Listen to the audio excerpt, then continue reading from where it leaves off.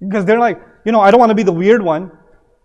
One time I was playing basketball with a bunch of younger guys, and it was at an open gym, so there was it was not a Muslim space, right? And it was Maghrib time.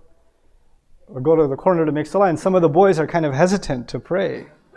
They're kind of, we're going to pray here? Like, here? Yeah, we'll just, to the corner. There's a free space, we can pray. Yeah, but, okay, I'll pray home. I'll pray at home.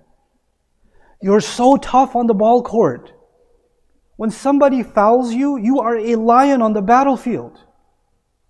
You're so confident. All of a sudden, you became the sheep who's afraid that somebody might see you falling into ruku' and sujood. Why? Because you've accepted the supremacy of a dominant culture in which this is weird. And so you don't want to be categorized as weird.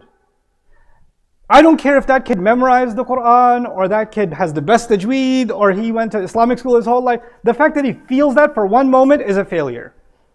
That's a failure.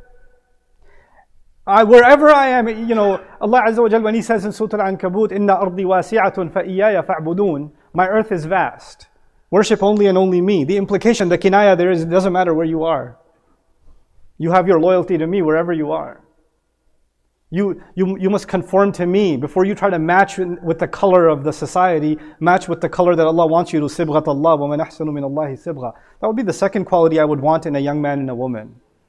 They feel a joy, a pride in what they have. And they're not looking at something else with lustful eyes and with, eyes of want, like, I wish I had that. Because we can't do it because everything's haram for us. That would be the second.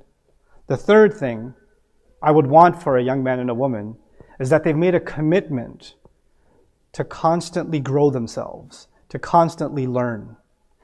They know for a fact they will never be someone who knows enough. They will never be that person. They're committed to learning their entire life. And they're not ashamed to acknowledge their ignorance. They're not ashamed to say, I don't know. Or I didn't know that. Or I stand corrected. And it doesn't matter if they're 14 or 44 or 74, that path to learning will never start. There will never be a hit on their ego when they get corrected. Who do you think you're talking to? You know who my teacher was? You know what books I've studied? You know where I graduated from? It won't matter where they graduate from. It won't matter what credentials they have. It won't matter how popular they are, how many people appreciate them. They don't see any of that as a reason to stop learning.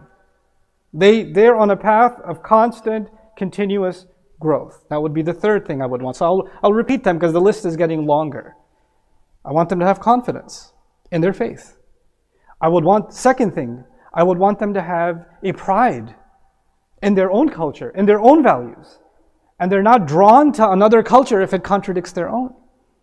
And the third is they're on a constant path of growth, constantly learning, constantly adapting, constantly evolving.